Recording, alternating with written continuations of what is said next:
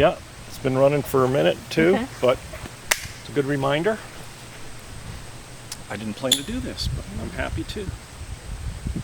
Well, Ted McIntire, in your ripstop Air Force pants, born in Paxton, Massachusetts, an Air Force career, and 10 years doing human security, which I imagine you'll say a little bit more about. How did you end up here in this chair on the banks of the Swift River behind the Cook Memorial Library? Why Tamworth? Well, I'll just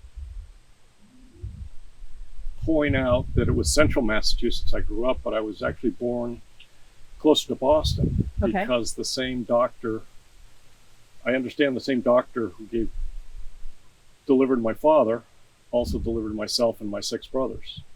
That's a career. And so after graduating from high school in Worcester, Massachusetts, I left to go to the Air Force Academy and spent 4 years there, and subsequently was commissioned as a second lieutenant in the United States Air Force. I had originally joined the Air Force imagining that I would fly fighter jets and then go fly commercial airline. And it didn't turn out that way. I decided midway through that I'd rather do something else. And I wound up going into contracting acquisition, which I was naturally good at. And from there, I went into a subspecialty called foreign military sales. And that took me all over the world. The career in the Air Force took me all over the country. Foreign military sales took me all over the world. My last assignment was in Bogota, Colombia at the U.S. Embassy. And I was working in the military group there. I stayed in Colombia after the retirement, and I brought my eldest son to live with me so he could experience a year overseas. I had moved myself from Bogota to Cali, Colombia, and my eldest son spent a year, 11th grade year, in a Waldorf school in Cali, Colombia. He had been in a Waldorf school on the outskirts of Boston. 5 years later, after having left Cali and gone to Afghanistan to work for a year, and then gone to Asia, mostly the Philippines, where I lived in 2 or 3 different parts of the Philippines to learn about Asia, I found myself in the United Arab Emirates, Abu Dhabi, working as a contractor. The first year I was there by myself. By the second year, my youngest son was now entering 11th grade. I was employed, and my company was able to help me bring my son to the United Arab Emirates so he could do a year overseas. And he went to the American school in Abu Dhabi. And we thought that we might stay there for his 11th and 12th grade, at least a total of 3 years for me, a total of 2 years for him. But after I had been there 2 years and he had been there 1 year, we realized maybe we should go back to the States. Maybe that's really where we belong. And my youngest son had always had a fondness for Boston. He had lived there during the first part of his schooling years, and then had lived in North Carolina during the second part of his schooling years before he joined me. And he always had a fondness for Boston, wanted to go back. And so initially we thought we might return to Boston. But thinking upon it, I said, maybe it'd be better for both of us if instead of Boston, we went about 2 hours north into New Hampshire, live free or die. My parents were in central Massachusetts, where I grew up. And I just thought a small town, rural environment would have been nice for him, because it might have been the only opportunity he would have to experience that prior to reaching adulthood and maybe gravitating towards the large cosmopolitan centers. And I just had a fondness for New Hampshire, having occasionally come up for skiing. And I had one memory of coming up during the summer, which is on a camping trip with the Scouts when I was in high school. And we went to this place called Lake Winnipesaukee in the fall, and it was for a weekend, canoeing out to an island and camping there and then canoeing back. And it was absolutely phenomenal, great trip. And I remember how beautiful it was. And I said, so I was there at my laptop in my apartment in Abu Dhabi on the internet, which was a relatively new thing, Googling Lake Winnipesaukee, looking for communities that surrounded it as well as the schools that surrounded it. And we had already had a vacation scheduled for visiting New England during the spring of, that was then 2011, and that turned into a school hunting and house hunting trip. Mm-hmm. And of the communities that we considered and looked at, we settled on Moultonborough, and because there's a lot of rentals there, and Moultonborough Academy as the school. And my son had an excellent 12th grade year, very satisfactory. And so I was very happy that that worked out. And then I got to learn a lot about New Hampshire, living here full time and getting used to it. And I really liked it. Since I had never been a homeowner, I decided to use that time since leaving the last job I had in Abu Dhabi and being semi-retired. And so between hiking and visiting some interesting locations in the area, I decided to go house hunting. And I looked anywhere from Concord, New Hampshire to Augusta, Maine. I must have looked at dozens of houses in person and hundreds of houses online. And there were a few close calls, some places I almost settled into, all the way from 3 hours north on the side of a lake, or near the side of a lake in a tiny house, to moderate-sized houses, or lots of variety here. I happened upon what was for me an ideal situation in Sandwich, New Hampshire, which is right next door to Moultonborough and right next door to Tamworth. And We have that, joint custody. what's that? Moultonborough and Tamworth share joint custody of Sandwich. Very good, very good. Mm-hmm. And so I found a place, and upon visiting the property, I heard that small, quiet voice that sometimes we hear, and 3 times it said, "This is it, this is it, this is it." So after we had visited the property and we waved a thank you to the owner and the realtor, I turned to my realtor and said, "Let's go to your office and put a contract on this house, offer a contract." What year was that? This was in 2011. This was still in the fall of 2011. Mm-hmm. I had moved to Moultonborough in the summer, late summer of 2011, and was house hunting all throughout the fall, and was able to find this property. And it's the first time I ever bought a property, and it was reasonably priced, very reasonably priced. It was a fixer-upper, but I saw that it was the people who had lived there had taken care of it, Mm-hmm. and that there was a lot of good ambiance and a lot of personality in the property. And so they were asking a moderate price because, as I called, a fixer-upper, and I thought it was reasonable, and I didn't want somebody else to get it. Mm-hmm. So I told my realtor that I wanted to offer what their asking price was. And I had very few conditions, if more than 1 or 2, which was that a wood stove in the cabin stay there, not be taken away. And it turned out to be a wonderful experience. My son was going to Moultonborough Academy, and during the fall, they had a kind of an open house or maybe a craft fair or something there at the school, and so there were a lot of people that had clubs, activities, businesses that had tables or booths set up. And I visited that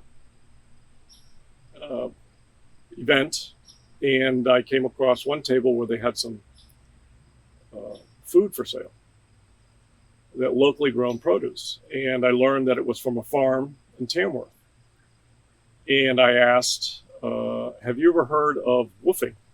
Mm. And the person said, yeah, our son went woofing in Australia.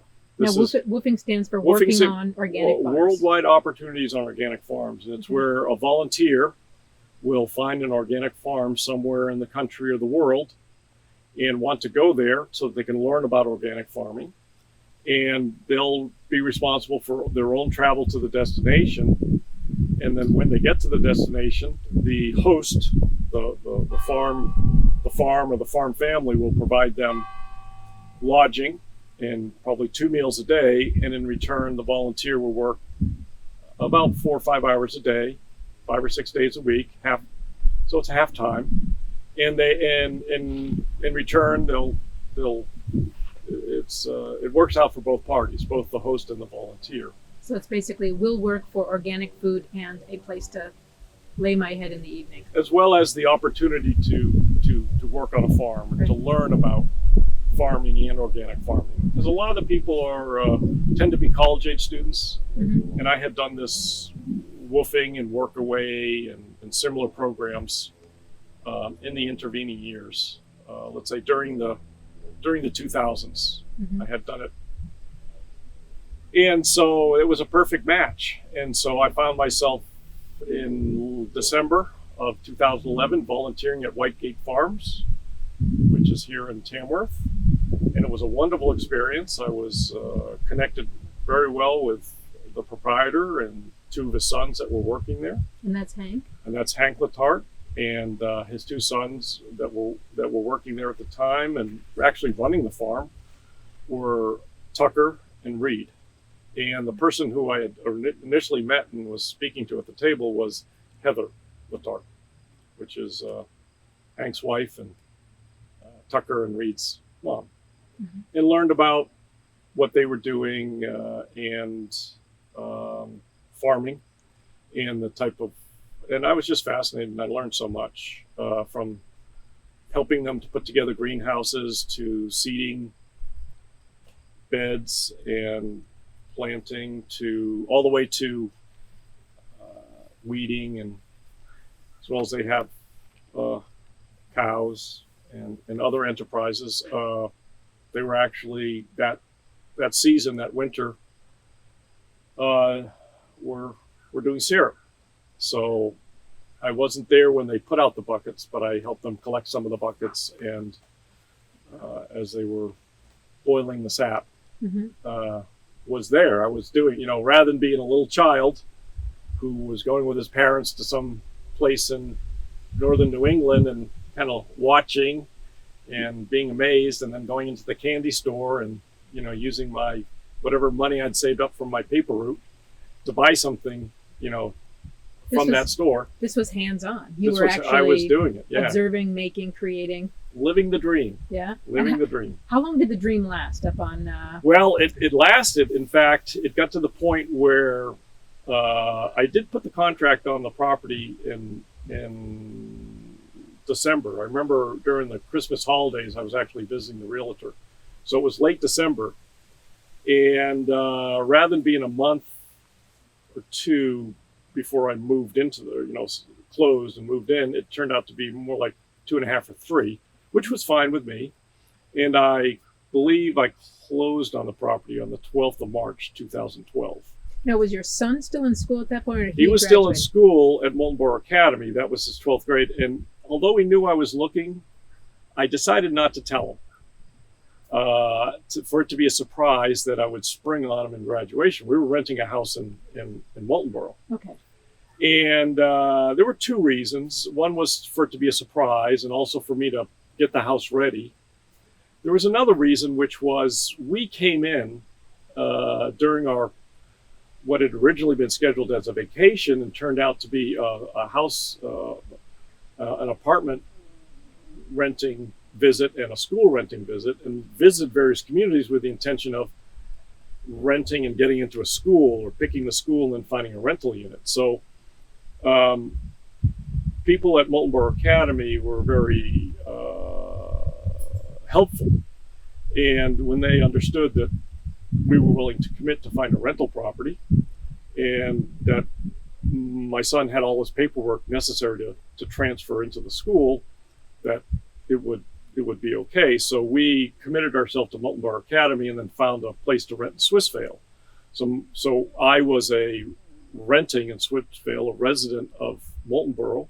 Swissvale is a community down there in Moltenboro, and my son was attending as a 17-year-old child of a resident of Moltenboro. Mm-hmm.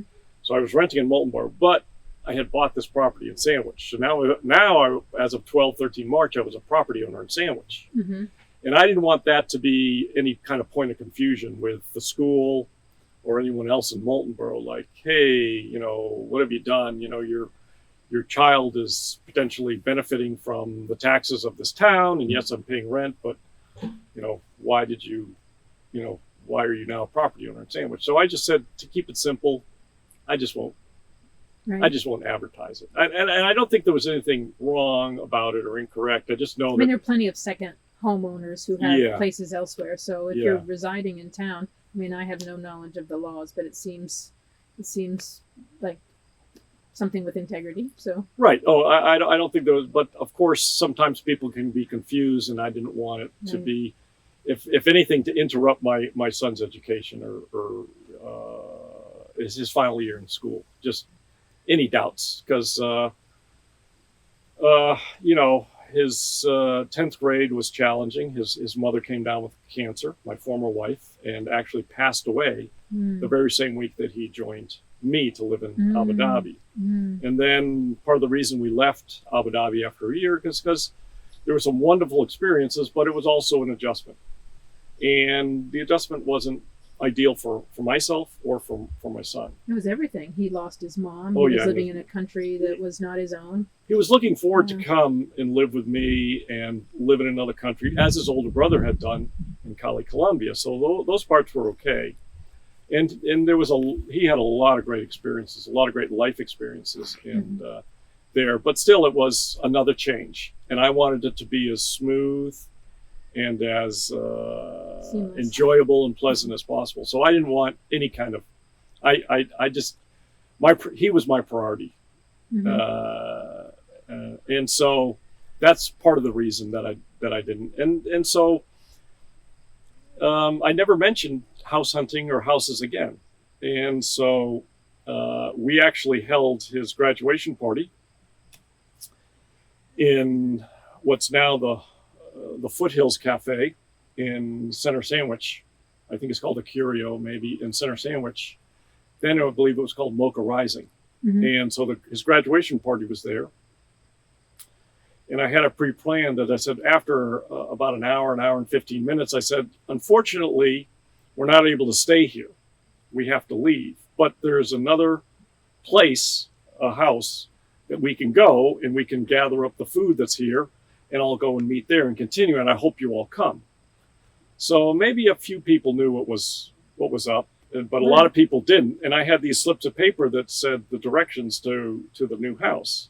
And I handed them out, and we all kind of jumped in our cars and trucks and convoyed the mile and a half to this house, and the doors were open and everything. And so people just kind of walked in and go, what is this place? And who is this?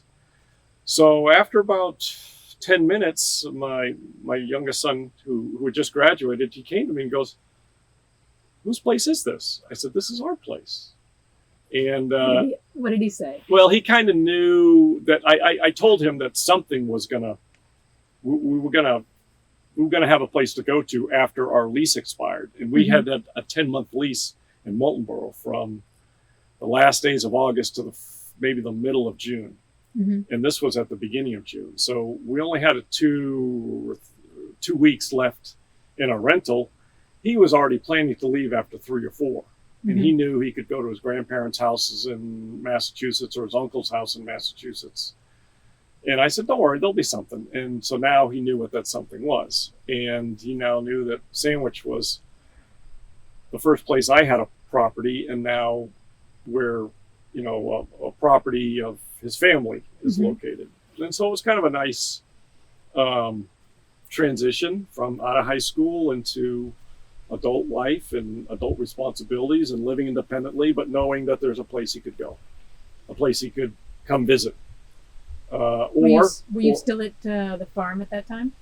Well, so the very good question. What happened was when I had started in November, December at the farm, and I learned farmers have to be dedicated. In the middle of winter, the cows still need to be looked after, and preparations need to be made for the spring. And I showed up, let's say in this situation, for 3 days, Monday, Wednesday, Friday in the mornings, so maybe 8 to noon. And they were very gracious, and they usually would invite me to lunch. And then sometimes I invited them to lunch. Sometimes I said to Tucker and Reed, I said, let's go to the other store. I'll treat you to lunch, because that wasn't part of the original arrangement, Right.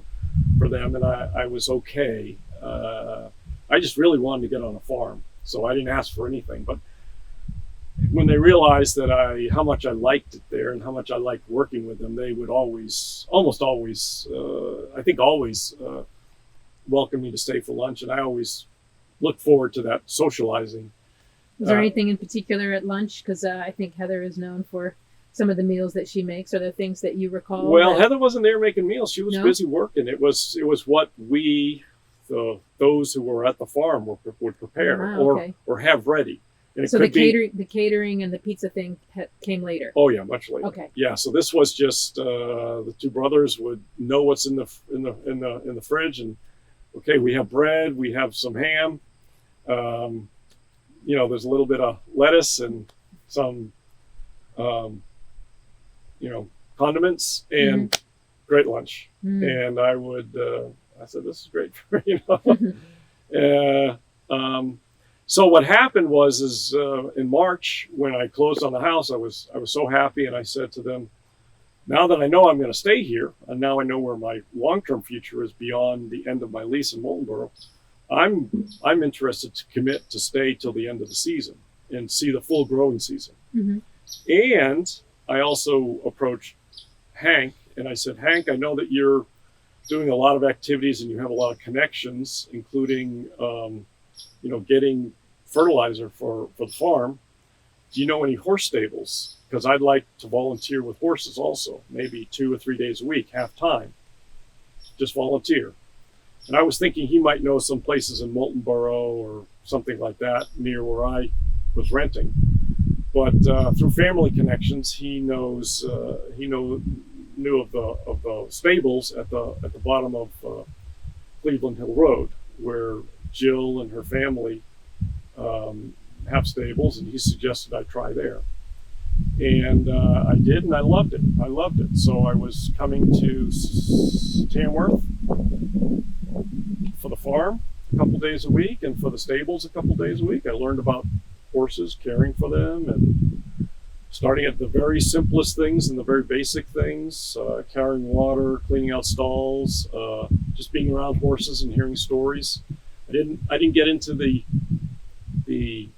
let's say the more skilled areas, but I was perfectly happy knowing that might come in the future, or just seeing how the rhythm was.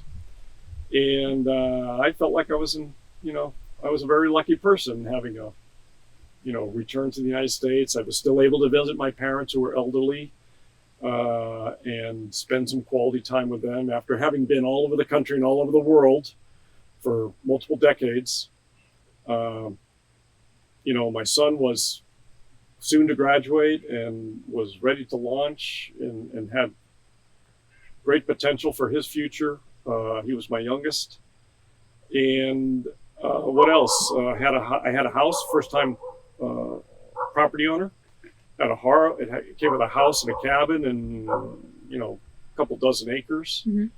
And I was ready to live, and I potentially set down roots here indefinitely. And so the roots have led to a Tamworth History Center bracelet on your left hand. Did I read that right? Yes, that's correct. Yeah. So when did that happen? And then we can backfill, because that's the premise of our being here today. Yeah, that's a good question. I'll check the time and then sit right back down. Okay. I think the time is good. Oh yeah. Okay. And what I'll do is I'll stop it and I'll restart it. Okay. Maybe I got a little long-winded, but It's all right. yeah. So you can repeat that.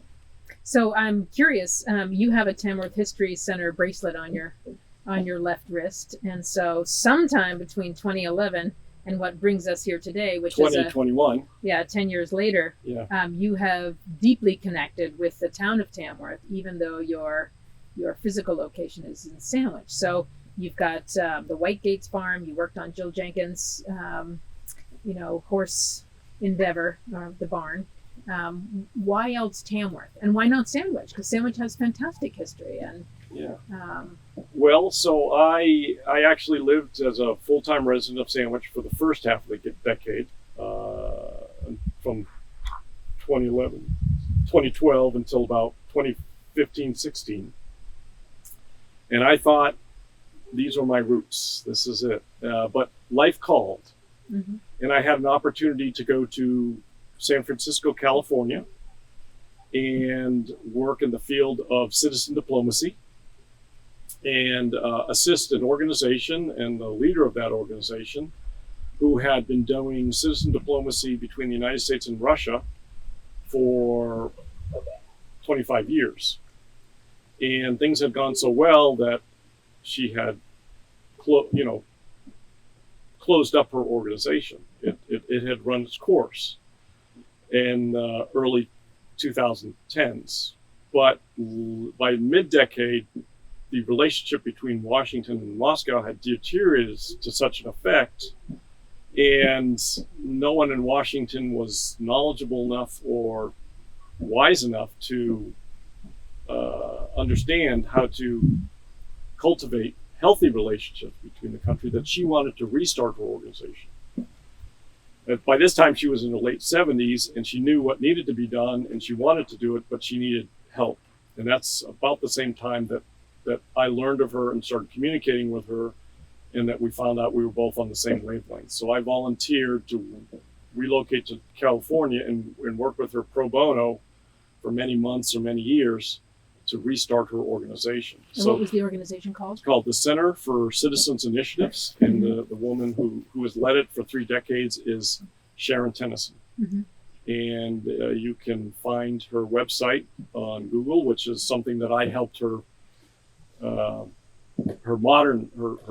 current website put together, and also all the way through to her first trip to Russia, or her first return trip with this revitalized organization, where I got my first visit to Russia, St. Petersburg, Moscow, and Volgograd, and it was just an amazing experience.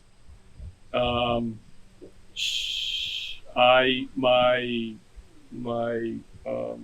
ability to contribute to the organization was exhausted, let's say, after two months, and so I moved on. I moved to I relocated up to Vancouver, Washington, where I have a brother who lives on that side of the country, and not many of the family get out to visit him. Mm-hmm. So I stayed and visited with him for a few months, and we had a great time together and really connected well. And I saw how he was relating to his family, his adult children, and it gave me a lot of ideas about, what was to come for me. And from there, and just if I can go back and ask about that, because I think you talked a little bit earlier about, when you move around a lot, that kind of dislocation can be difficult on kids, and it made it hard for the relationship between you and them. Yeah. And so, well, by this time, all the children were adult and living independently. Mm-hmm. And so I was trying to find something to do, something good to do that was something that I enjoyed, that was interesting, challenging, and rewarding. And I was still looking, and I wasn't able to find it here in the Lakes region. I just wasn't able to put it together. So I tried this citizen diplomacy. I learned a lot of skills. It was in the broad area of human security. And then I said, well, let me visit with my brother, who was also on the West Coast, and see what might come of that. You used the term human security. Right. So what is that actually? Human security is a different way of thinking about worldwide well-being and how to to encourage it. We've had for centuries, from the time of the Old Testament, something that we know as national security, where you have borders and troops and weapons that protects the security of a country and allows it to grow, to flourish, to develop and evolve. In the last few decades, the concept of a different type of security has evolved, which is referred to as human security, and it was first well documented, I believe, in 1994 in the United Nations Development Plan, where it was described as a way to see worldwide well-being as a result of focusing on individual humans and their security and well-being. How do you do that? By ensuring that your neighbors across the street, across the country, and across the world have the basics necessary for survival. So clean water and healthy food, basic shelter, basic medical care, basic access to education, to educational or economic activities, to representation within your community, to protection or physical security for your well-being. So it's a whole different orientation from the national security, which in this country, United States, we were warned about by President Eisenhower 60 years ago that the military-industrial complex was growing ever stronger and ever more dangerous. And it's a warning that a lot of people know about, but hasn't been acted upon or heeded. Well, they're companies who just focus on growth, and that's kind of the American way in terms of the stock market. And if your product is a Bradley fighting vehicle or a machine gun, then it kind of results in the things that it does. Because it's not just our government that the U.S. defense contractors build weapons for, is it? That's right. They build weapons all around the world and sell them. Allies and friendly countries want the same weapons, and I actually got into that field in the military, and I saw it from the inside. So yeah, there's a lot of government funding. If we were to take the levels of, national security funding, and by national security again, it's like military, defense spending, defense related, and then what's human security, humanitarian type funding, and it's the levels are not equal. Mm-hmm. And there's a lot of peace activism, which is advocating for little or none of this and move all that money over to humanitarian activity. And that's not what you advocate. That's not. I never accepted the categorization as a peace activist. I was always a human security advocate to bring these in balance. And one way of thinking of it is less bombs and more bridges, mm-hmm. more human infrastructure for cultivating human development. And we've gotten to the point in the 20th century where we humans, with all our technology and all of our developments to date, are able to feed, clothe, house, and care for everyone on the planet if we choose to do so. We don't have to fight over survival. Mm-hmm. And so, but it'll take a little while for our consciousness individually and collectively to get to the point where when someone has enough, they don't just keep going and mm-hmm. get more, store up more and more and more for the winter, to the point of being, decamillionaires and centimillionaires and multi-billionaires, where realizing that you have enough is okay, and then maybe reprioritize your priorities, or reorient your priorities towards quality of life and caring as much for your neighbors, collectively your neighbors, as you do for yourself and your family. Well, it's finding that balance. Yeah, it's a sense that plenty is as good as a feast. That if we have enough, and if our neighbors have enough, then we don't have to guard ourselves in the same way from people who are deprived or kind of in need or in want.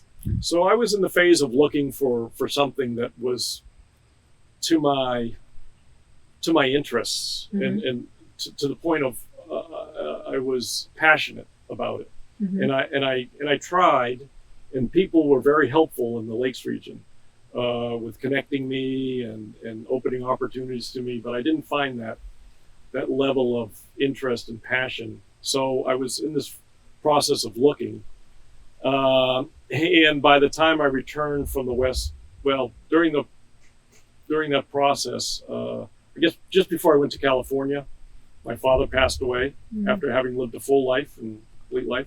And then a little while after I returned from the West Coast of California, my mom was still with us and doing very well, but at a certain point she had some health challenges and she passed relatively quickly.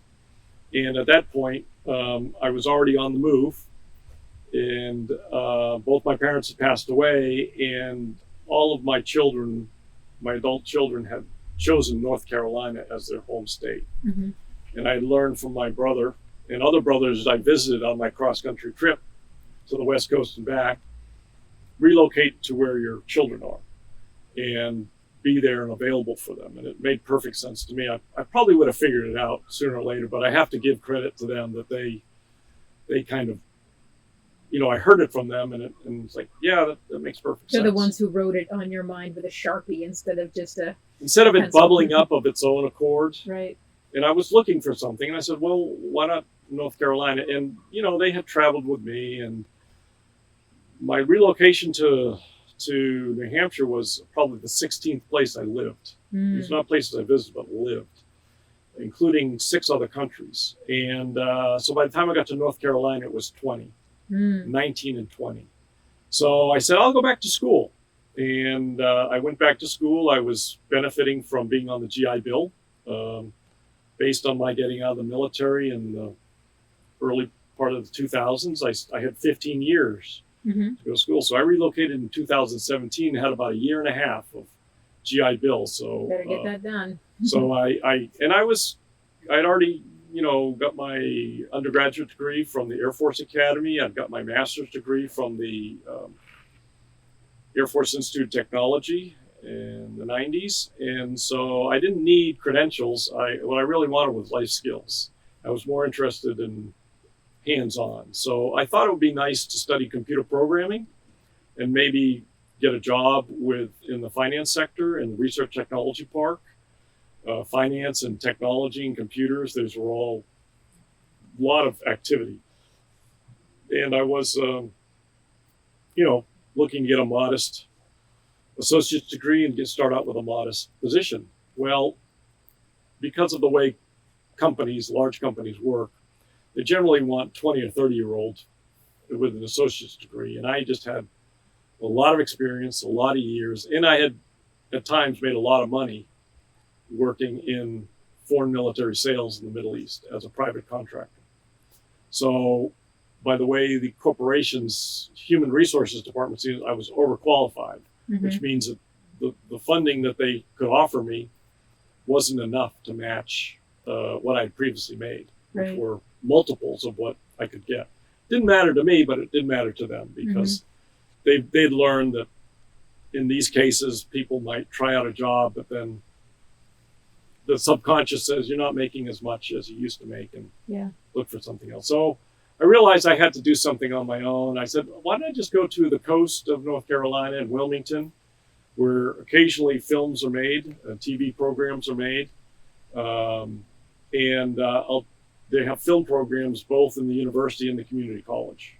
And I opted for the community college because I thought it's 2 years to get an associate's degree, and I thought it would be more behind the camera, actively learning how the equipment works rather than maybe production or office production type of work. Although they do address all topics. But I made the right choice with the community college because it was learning about the equipment and the technologies for being on a set. Mm-hmm. And I thought it'd be a great life experience to maybe be lucky enough to get on a set. But again, I was kind of aged out. It's hard work, long days, long weeks, long hours. And I think they would tend to 20 and 30-year-olds and then bring them up through the system to learn a skill within the film industry. And And the thing we know about history centers is we love older people. The well, older the better sometimes. so what happened is I learned that I really liked the video and the documentary aspects of it. And so I decided and figured out I would have to do something by myself. And I kind of realized, the availability of this equipment. It's much more affordable now. It's based on electronic files and editing. That unfortunately I didn't know this technology and didn't think to try to even make a video of my parents while they were still alive. And so I missed that opportunity, but I said, well, maybe I can help others, capture in video form themselves or loved ones, recording videos about their life or significant events in their life that they want to make an audiovisual record, kind of a time capsule that they can share with loved ones and leave for future generations. And so that became kind of my concept and my passion.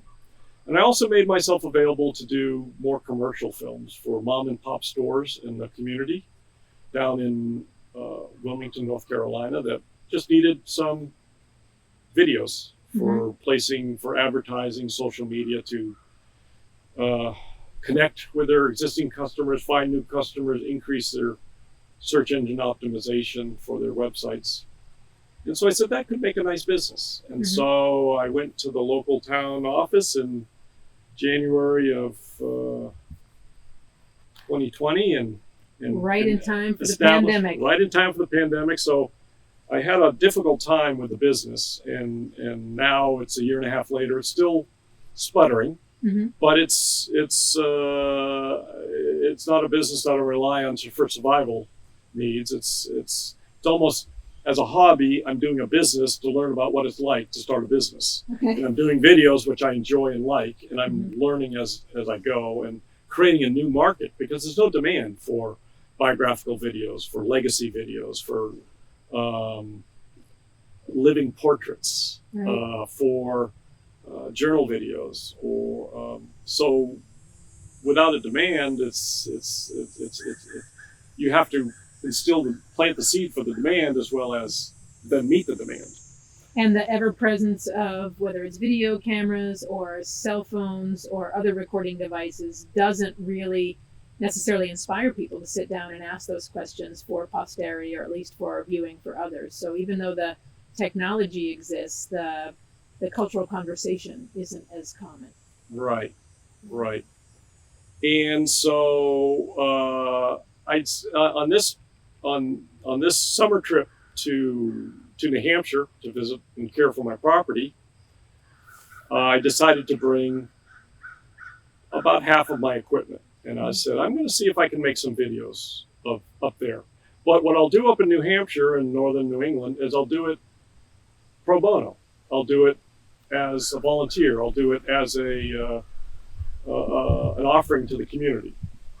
And so I've been going around a lot and telling people, there are some people that know that I've been down there studying film, but I've been talking it up a lot, and with, let's say, at least 10 people that I know real well, and another 10 people that are kind of acquaintances, and I've approached another 10 people, and behind each of these people or persons is a few other people that are family members or group members, club members, business employees, or so forth. Hey, you want to make some videos? I can do, I'm willing to try anything, but this is what I like to do. And I was successful during Old Home Week in Sandwich, New Hampshire, which was, I think, the second week in August this year, where I did pretty much two videos that were recordings of events that the Sandwich Historical Society put on. And I got to meet a bunch of the people that are involved in the society and let them know that I was there to do videos, and they were happy about that. And also Artisans on the Green, the New Hampshire craftsmen And Sandwich Home Industries sponsors a yearly event where they bring artisans and bring them on the green. I asked if I could film there, and they knew me enough and trusted me enough to say, yes, we'll do that. Now, those videos that you made, are they available on YouTube? They're available on YouTube. I have a YouTube channel. It goes by my name, Ted McIntire. Which is INTIRE, not... Yeah. Yeah, so it's Ted space McIntire, McIntire, YouTube. And the best way to look is to go to either playlists where they're grouped in categories, or videos, and you can kind of see them in chronological order. So in August of 2021, you'll see a bunch of videos came out, about 9 or 10, that were from the Historical Society and Artisans on the Green. And as I said, I was wanting to do more. I can do, 5 or 10 a week. So I kept talking, and people would nod and they'd smile, but they were never, I knew that there were fish there, but I was getting a couple of not so many bites. And I went to the Tamworth Farmers Market just to see people I hadn't seen in a long time and pick up some fresh vegetables and just visit. I hadn't visited in many years. And I was surprised to see a table for the Tamworth Historical Center. And they had been on my mind that they could be potentially interested. And so I spoke to primarily 2 people who are part of the board or staff positions. And they were very interested because there had been some talk in town and some initiatives already taken in past years, and then in this year to do an oral history project and other associated similar activities between the Cook Memorial Library, the Tamworth Historical Center, and there was someone in town who enjoyed doing interviews and maybe was willing to do audio interviews to continue the tradition of having an oral history. And I said, well, I wouldn't mind showing up with my camera and then making an audio and a video record also that could augment what's going on. And I promise I won't disturb the flow of what's happening. And sure enough, I think I planted the seed there. And when I had finished with the drafts of the videos from Sandwich and had finals, and I sent them to people in Sandwich, I also made sure to send them to the people I had met at the Tamworth Historical Society so they could see 2 handfuls of videos that they were very decent quality, I think, and they were capturing very much what was going on. And I think that helped reinvigorate the concept and the opportunity to bring me in and make me part of this process. And we're in our 3rd day of 5 or maybe 6 days of recording, and it's been going great. I'm over the moon happy with what we've been able to do and the people we've met and the recordings we've made and how the editing process is going. But we had a brief break this afternoon, and so I asked you can I interview you on camera, or would you like to interview me? So since you're the primary interviewer and your presence is heard in these interviews, you opted to stay in that position, and I was happy to say it. So I'm very grateful, and I picked this up at the same time when I visited the booth or the table at the Tamworth Farmers Market for the Tamworth History Center. And I kept it, and I wore it occasionally, hoping that the call would come, the email would come, and sure enough it come. And I put it on every morning, and it gets me excited. And yes, it did. And knowing that you are heading back to the Carolinas soon, and I'm heading back to Maine, really catalyzed this week. And so, coming soon to a Cook Memorial Library site and a Tamworth Historical Center site near you will be the finished videos that we will produce this week. And it's going to take some time because editing is a meticulous process and takes some time. And some of these videos might be, let's say, we're doing it on behalf of the community in Tamworth. So for those videos, you might look to the primary host being the library, the Cook Memorial Library in Tamworth, as well as the Tamworth Historical Center. Right, and so eventually, I'm sure they'll be on your site, but that is forthcoming, and yeah, it's been fun. Thanks for the interview. Yeah, well, thank you. And we'll see if the camera's still running. We'll see. It's probably could have overheated. No, it's running. We got Nice. it all. Nice. Very nice. Yeah.